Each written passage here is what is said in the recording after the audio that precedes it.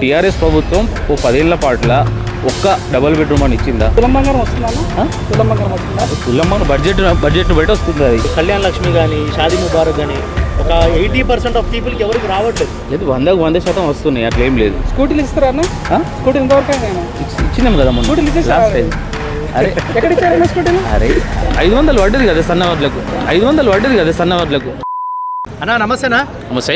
So 2028లో Telangana ముఖ్యమంత్రి ఎవరు అవుతారంటారన్న? ఖచ్చితంగా అది కాంగ్రెస్ పార్టీ అవుతుంది, అది రేవంత్ రెడ్డి గారే అవుతారు. ఎందుకంటారన్నా రేవంత్ రెడ్డి గారు ఎందుకు అవుతారంటారు? మళ్ళీ ఖచ్చితంగా అయితే, ఎందుకంటే మేము అభివృద్ధి చేస్తున్నాం కాబట్టి. ఏ విధానం చూసుకున్నా కూడా, ఎడ్యుకేషన్ అయినా కానీ, మహిళలకైనా కానీ, ఉచిత బస్సు అయినా కానీ, ఎవ్రీథింగ్ ఏదైనా కానీ మేము చేస్తున్నాం కాబట్టి డెఫినెట్గా 100% మా ప్రభుత్వం వస్తుంది. ఖచ్చితంగా మేము రాబోతున్నాం. 2029 కూడా అప్కమింగ్ మన రాహుల్ గాంధీ కూడా పీఎం కాబోతుండు. మరి ఎవరుంటారు ముఖ్యమంత్రి అప్పుడు? డెఫినెట్గా రేవంత్ రెడ్డి గారే ఉంటారు. సో ఇచ్చిన హామీలన్నీ నెరవేర్చారన్న ఈ 2.5 సంవత్సరాల్లో మీకు మీ మనసులో మాట చెప్పండి. ఖచ్చితంగా నెరవేరుస్తున్నాం. 50% ఇప్పుడు మ్యాక్సిమం అయినట్టే, ఇంకా మిగతాయి కాబోతే రోజులలో ఖచ్చితంగా అవుతాయి.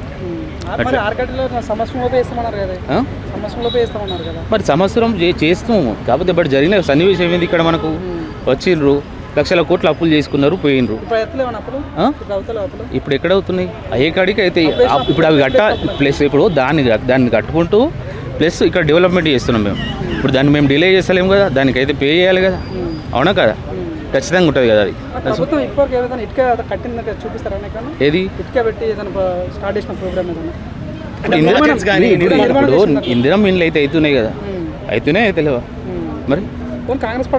ఇప్పుడు టీఆర్ఎస్ ప్రభుత్వం ఓ 10 ఏళ్ల పాటుల ఒక్క ఒక్క డబుల్ బెడ్రూమ్ అని ఇచ్చిందా పేదలకు? ఇప్పుడు ఎంటైర్ మన హైదరాబాద్ సిటీలనే చూసుకుంటే ఎన్నో బస్సులు కూలగొట్టారు, అవునా కదా? హైడ్రా ఎప్పుడు వచ్చింది? మా ప్రభుత్వం వచ్చినాక మేము హైడ్రా తీసుకెళ్తాం. ఇప్పుడు హైడ్రా వచ్చింది మా ప్రభుత్వం వచ్చిన తర్వాత, అవునా కదా? ఫస్ట్ టీఆర్ఎస్ ప్రభుత్వం కూలగొట్టింది, వాళ్ళకి ఇల్లు పూర్తిగా ఇచ్చిరా? ఇయ్యలేదు. హైడ్రా లేదు కదా.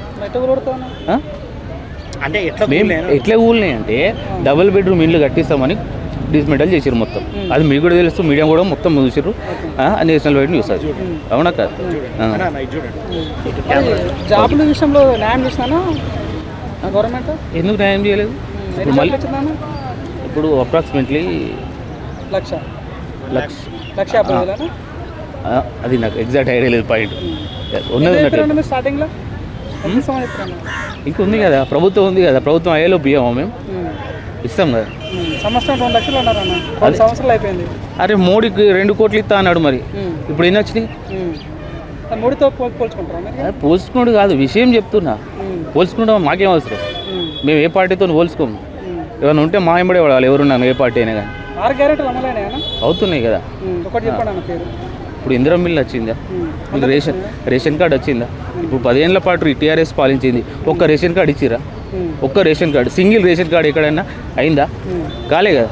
మరి మా ప్రభుత్వం వచ్చిన తర్వాతనే కదా రేషన్ కార్డులు వచ్చింది. ఇప్పుడు ఒక ప్రాథమిక ఒక పేద కుటుంబానికి ఒక రేషన్ కార్డు ఎంత బలం, అవునా కదా? మరి నాకు పెళ్ళి అయిన తర్వాత 6.5 years తర్వాత నాకు రేషన్ కార్డు వచ్చింది, అది మళ్ళీ కాంగ్రెస్ ప్రభుత్వం వచ్చిన తర్వాత. మీ పెళ్ళి ఎప్పుడైందన్న? 2018లో అయింది. ఇట్లా ఎంతమంది ఉన్నారు ఇంకా? ఇట్లా ఎంతమంది ఉన్నారు? ఇప్పుడు తులంబంగారం వస్తుందా? తులంబంగారం వస్తుందా? తులంబంగారం బడ్జెట్ బయట వస్తుంది. అది ఇప్పుడు మేము ఇప్పుడు ఆ స్కీమ్ ఏమన్నా తీసేసినామా? ఇప్పుడు వాళ్ళు పెట్టారు ఒకటి కళ్యాణ్ లక్ష్మి స్కీమ్ పెట్టారు, దాన్ని మనం తీసేసినామా? తీయలే కదా. ఇప్పుడు కొన్ని మంచి పథకాలను ఖచ్చితంగా వాడుతున్నాం కదా, అది పేద ప్రజలకు ఉపయోగపడే పథకం కాబట్టి ఖచ్చితంగా వాడుతున్నాం. దాని ద్వారా ఒకటే అయితే 100% వస్తుంది. కావాలంటే మీరు ఆర్టీ చేసుకోండి, చెక్ చేసుకోండి, మీకు రిపోర్ట్ వస్తుంది కదా. మనం అంచనా ప్రకారం అంటే ప్రతి ఒక్కరు అడుగుతున్నాం, ఈ కళ్యాణ్ లక్ష్మి కానీ షాదీ ముబారక్ కానీ ఒక 80% ఆఫ్ పీపుల్కి ఎవరికి రావట్లేదు. లేదు, 100% వస్తున్నాయి, అట్లా ఏం లేదు. అరే ఏమీ లేదు కాదు, నువ్వు చెక్ చేసుకో అంటున్నావు కదా. నేను చెప్పే వాటి ఎందుకు? ఈ రాష్ట్ర ప్రభుత్వం నువ్వు ఆర్టీ అయ్యి వేస్తే వస్తుంది కదా నీకు. నేను ఎప్పుడు అవసరం లేదు కదా, అవునా కదా? స్కూటీలు ఇస్తారా? స్కూటీలు ఇంతవరకు ఇచ్చినాం కదా మొన్న లాస్ట్ టైం.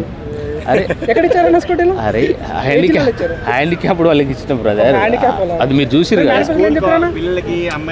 అది ఆ స్కీమ్ ఇంకా స్టార్ట్ చేయలేదు, చేస్తాం. ఇప్పుడు బడ్జెట్ లో ఉంది కదా, అవునా కదా? మన కోటి మందిని కోటీశ్వరులు ఇస్తున్నారు కదా ఎంతవరకు వచ్చిందన్న అది? ఖచ్చితంగా చేస్తున్నాం కదా, అయిపోయింది అది కూడా. చేస్తున్నాం కదా, చేస్తున్నాం కదా, చేస్తలేమా? ఇప్పుడు మొన్న ఎన్ని బస్సులు ఇచ్చినాం? అవునా కాదు? ఇప్పుడు క్యాంటీన్ కోటీశ్వరులు అయిపోయారు.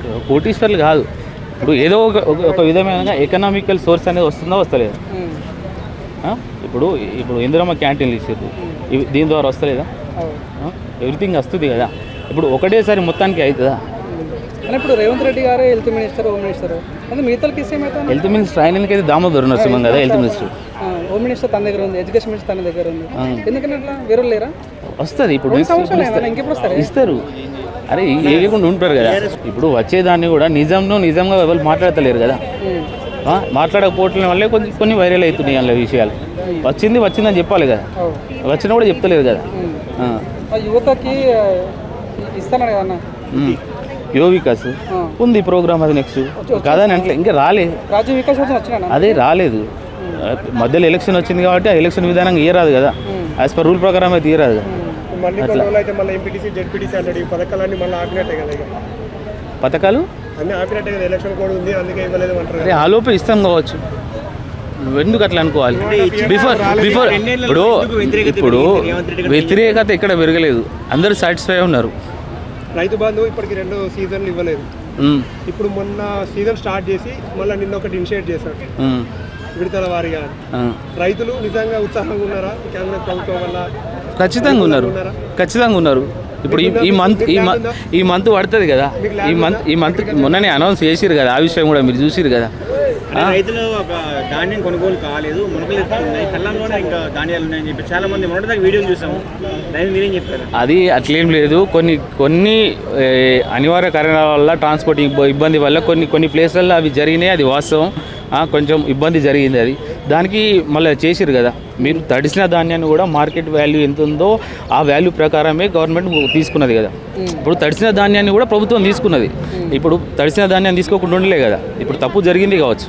జరిగిన దానికి తడిసిన దాన్ని కూడా ఏదైతే తడవని ధాన్యాన్ని ఎట్లా కొన్నారో ప్రభుత్వం, దీన్ని కూడా సేమ్ అది యాజ్ పర్ ఆ రేట్తోనే కొన్నారు కదా.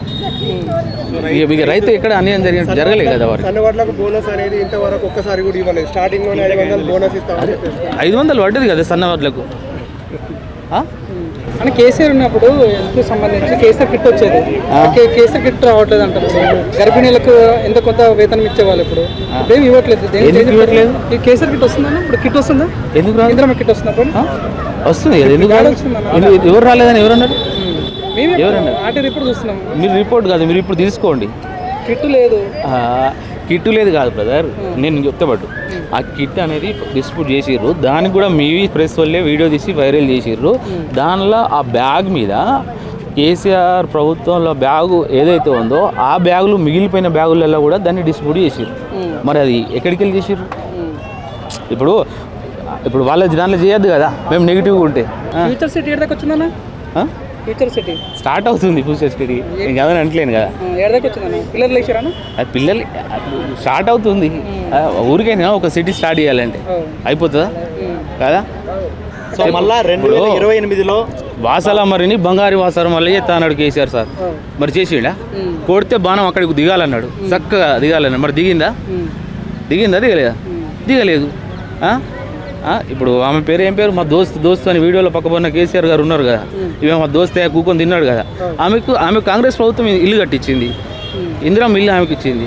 ఆయన కేసీఆర్ ఇయ్యలే కదా. మరి అంటే ఇప్పుడు అదే కేసీఆర్ గారు కాంగ్రెస్ గవర్నమెంట్ వస్తే అడుక్క తింటది తెలంగాణ ప్రభుత్వం అని చెప్పి అదే విధంగా కూడా జరుగుతుంది. ఎక్కడ జరిగింది? ఇప్పుడు అడుక్కుంటుంది కదా. అరే కేసీఆర్ చెప్పిన మాట లేదు కదా, కొడితే బాణం దిగాలని. మరి దిగిందా అని అడుగుతున్నా నేను.